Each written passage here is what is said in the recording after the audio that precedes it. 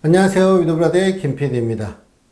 애플이 어젯밤에 기습 공개를 했죠. 바로 아이패드 에어와 아이패드 미니 모델을 공개를 했는데요. 제가 어느 정도 이제 예상은 사실 하고 있었어요. 이쯤은 공개가 되겠다. 근데 다음 주에 애플의 이벤트가 있기 때문에 그쯤 공개가 되지 않을까라고 생각하고 있었는데 진짜 예상하지 못한 시점에서 아이패드 에어와 미니가 공개가 되었습니다. 일단 한 세 가지 정도로 좀 축약해 볼 수 있을 것 같아요. 먼저 디스플레이 성능이 굉장히 좋아졌고요. 그 다음에 A12 바이오닉 칩셋이 탑재가 되면서 성능적으로 굉장히 향상이 되었습니다. 그러니까 성능의 약간 평준화를 좀 가져왔다라고 생각을 할 수 있고요. 그래서 제가 이것들을 중심으로 어떤 모델이 출시가 되었는지 한번 좀 정리해 보도록 하겠습니다. 아이패드 에어나 아이패드 미니 두 가지 모델 모두 세 가지 컬러로 출시가 되었습니다. 컬러는 실버, 스페이스 그레이, 그리고 골드 컬러로 출시가 되었고요. 메모리 공간도 똑같이 64기가와 256기가로 탑재가 되었습니다. 아이패드 에어 같은 경우는 와이파이 모델이 629,000원부터 이제 시작된다고 보시면 될 것 같아요. 그리고 가격적인 메리트는 충분히 있고요. 디자인이 바뀌진 않았지만 굉장히 얇고 굉장히 가벼운 그런 트렌드는 따르고 있습니다. 두께는 6.1mm고요. 무게는 와이파이 모델이 456g이에요. 스테레오 스피커를 제공하고 있는데 아이패드 프로 같은 경우는 이제 스피커가 4개가 탑재가 되었지만 아이패드 에어는 하단에 2개의 스피커가 탑재가 되었고요.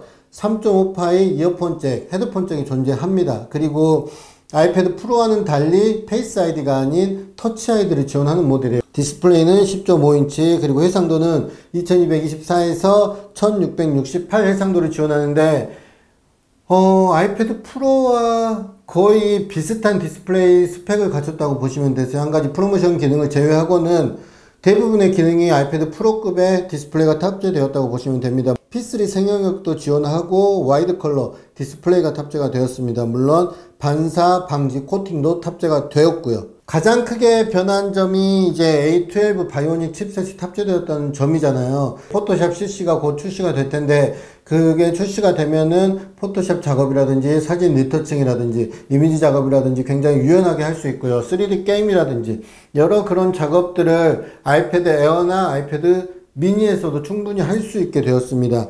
한 가지 아쉬운 점이라고 하면 카메라 기능이 좀 아쉽긴 해요. 이제 800메가의 후면 카메라가 탑재되었고요. 전면 카메라는 700메가 카메라가 탑재가 되었습니다.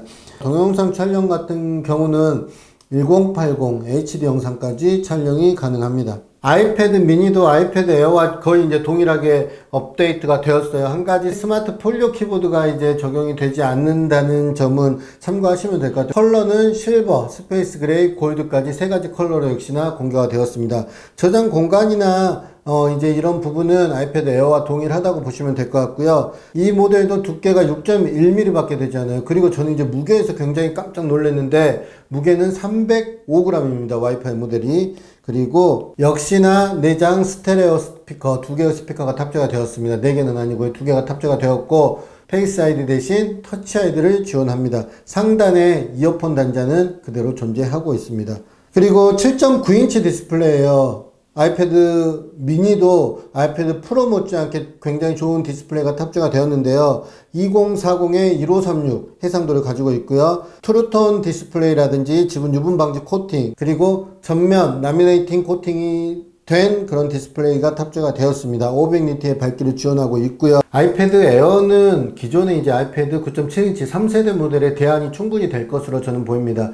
왜냐면 아이패드 3세대 이제 구입을 고민하셨던 많은 분들이 스펙적인 부분, 성능적인 부분을 좀 아쉬워하셨던 분들이 굉장히 많거든요. 그런 점에 있어서 A12 바이오닉 칩셋이 탑재되었다는 것만으로도, 그리고 애플 펜슬을 그대로 사용할 수 있다는 것만으로도 꽤나 매력은 높아졌다고 생각이 들고요. 보시면 아시겠지만 디스플레이 성능도 굉장히 좋아졌습니다. 아이패드 프로와 차이는 거의 없다고 보시면 되고요. 아이패드 미니 기다리셨던 분들도 굉장히 많으시죠. 오랫동안 이제 업데이트가 안 되었기 때문에 뭐 단종된 거 아니냐라는 그런 이야기가 나돌기도 했었는데 7.9인치 디스플레이는 그대로 출시가 되었습니다. 이제 굉장히 좋아진 점은 A12 바이오닉 칩셋이 탑재가 되면서 성능에 굉장히 비약적인 향상이 있었다고 볼 수 있고요. 그렇기 때문에 이제 뭐 기존의 맥이라든지 뭐 아이폰을 사용하시는 분들도 서브 디바이스로 이제 꽤나 이제 매력적인 제품이 아닐까 생각됩니다. 저도 이제 아이패드 미니를 좀 구입할 생각이고요. 고민을 하고 있습니다. 이제 아이패드 프로라든지 아이패드 에어 미니 이 전 모델에 있어서 애플 펜슬이 모두 다 적용이 되었습니다. 물론 아이패드 프로 모델에는 2세대 애플 펜슬이 적용되었고요. 그 외 제품에서는 이제 애플 펜슬 1세대를 사용할 수 있어요. 뭐 그런 차이점이 있긴 하지만 전 세대에서 이제 애플 펜슬을 지원한다는 것은 의미하는 바가 꽤 있을 것 같고요. 아쉽게 아직 한국에서는 언제 출시될 것인지 그런 출시 일정들이 공개가 되지 않았습니다. 물론 이제 해외에서 출시를 시작했기 때문에 한 달 정도 시점이 되면 국내에서도 판매가 시작될 것으로 보이고요.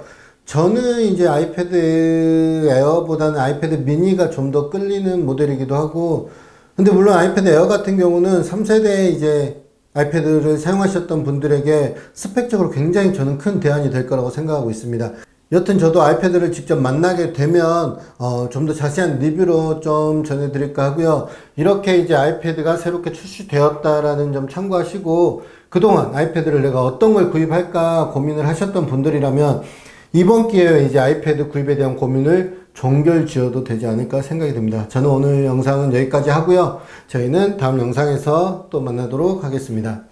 바이 브라더.